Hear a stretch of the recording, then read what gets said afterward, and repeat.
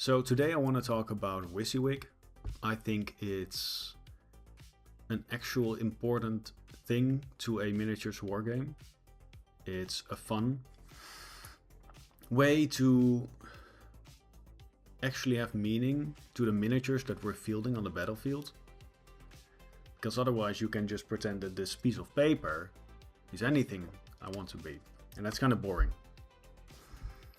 The whole reason for it to have WYSIWYG is to have a miniature like this. It's a Space Marine. To have it be a Space Marine. To have it actually have a bolt gun. That's the whole idea of a miniatures wargame. That you look at something and it represents a certain set of rules. And to me, think about it this way. If you have an army that's completely painted and WYSIWYG, and then you have another army that isn't WYSIWYG, maybe completely painted but isn't WYSIWYG, to me, this is better. This is more fun.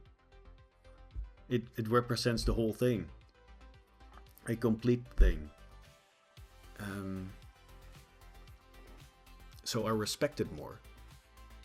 And I can understand that you might want to try out a different weapon. Like this guy has a plasma gun, right? Right here. Yeah, he's got a plasma gun. Maybe for one game you want to try out a missile launcher. Sure, I can understand that. That's fine. But to me, if you feel it as a plasma gun, that's more cool. That just looks better. It makes more sense. And kit bashing, that's a fun part of the hobby. I do it too. This guy, for example, Tau battle suit with a triple burst cannon, of course mounted a bit differently. And he has got some sensor or targeting things on his hand that I can use as a target lock or a multi-tracker, right? It makes sense. As long as your kit bash makes sense, I'm fine with it too.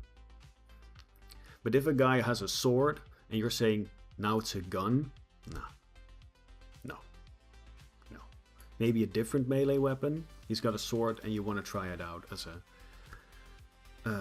maybe instead of a chain sword it's a power sword. Okay, sure, it's a more powered up chain sword. Understandable. But if you use it as an actual chain sword, you got more respect from me.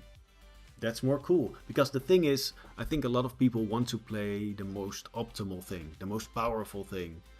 And especially with how Warhammer works nowadays.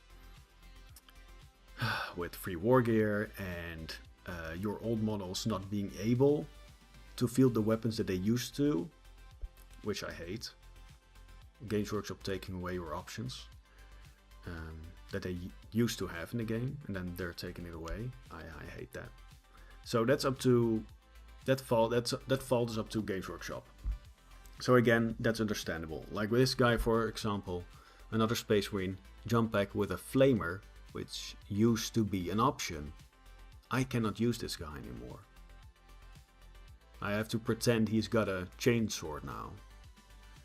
I think that's fucking lame. So I don't really, I won't play that unit, or I won't play my Space Marines at all in 11th edition. First of all, because, I don't like the game. Second, half of my army is legends. So thanks for that. So to me, kit bashing is fine if it makes sense. Pretending something else is something totally else with weaponry because Games Workshop removed the options, sure, that's not your fault. But to me, it's like, stick to your guns, man. If you chose a certain weapon on a certain unit, just use that weapon. It's fine. You don't have to play the most optimal, most powerful thing. If you want to try something out, okay, sure. if you want to pretend your whole unit of intercessors are hellblasters, I'm like, no, I don't like that at all. That goes a bit too far for me. I know this might be a bit, you know, not a popular opinion, but to me, WYSIWYG used to be more of a thing in the older editions, and now in the newer editions, where a lot of weapon options are gone, a lot of war gear options are gone,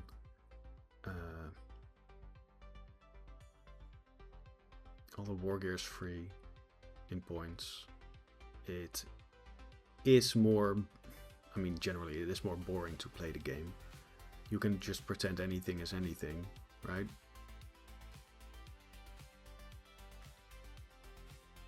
But the whole idea of this miniature represents a certain set of rules. That's the whole reason why I play the game. That's the interesting thing. You paint a miniature, you give it a certain weapon, and that weapon and that miniature has rules in the game. That's the beauty of it. That's the beauty of Warhammer, of a miniature game. And again, you don't have to be, to me, exactly precise. Like this guy's got some grenades, right? He doesn't have a crack grenade, he only has frag grenades. That's okay. I'm talking about generally the aesthetic of it. This guy's got a flamer, he's gotta be able to take a flamer. Come on. Now that's gone. I hate that. It's mainly Games Workshop fault. The whole WYSIWYG question. And some people like to... Let me get something. Okay.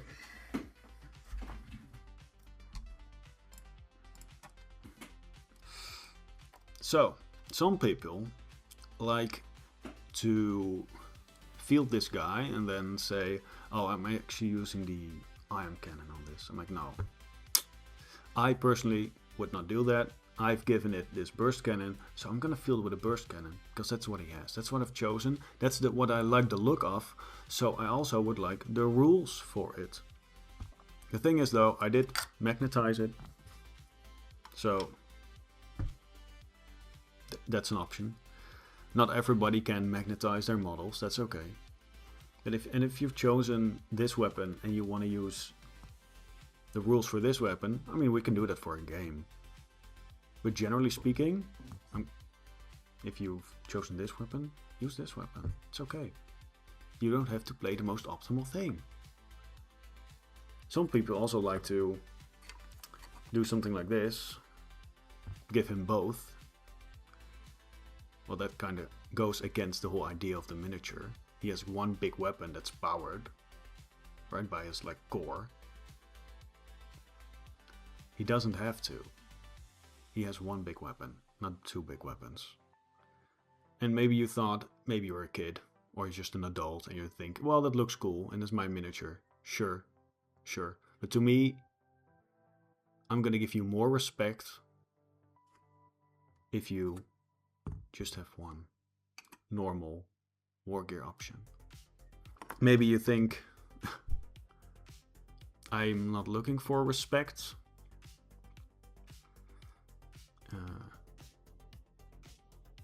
I am when I'm playing the game. And my armies are definitely going to be all WYSIWYG as far as I can help it, right? And Games Workshop doesn't remove options. So yeah, that's my little thing about it. A lot of people have different opinions on it. I think most people fall in the same category, where like, okay, keep it reasonable. But to me, yeah, you can do whatever you want. It's just, I'm more likely to wanting to play another game with you if your army is just completely WYSIWYG. In at least, let's just say, 95%. Because that's the whole idea of the hobby. Yeah, just a short video. Want to just say that I'm gonna do this more often, I think, just to, you know, clear out whatever thoughts I have.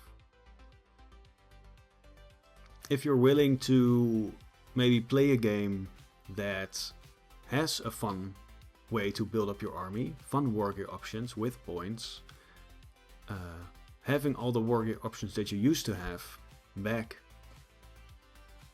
I create a alternative rule set called Grim D10. It uses alternating activations, D10 dice, and again brings a lot of choices back from back in the day, where you can have a jump pack guy with a flamer, for example, or a battle suit with 3 burst cannons and a certain target lock or multi-tracker. If you want to experience something like that, join the Discord. Download the rules, watch my other videos about it. Grim D10 it's called. And if you have any questions, suggestions, whatever, comment or send me a message on Discord. Thanks for watching.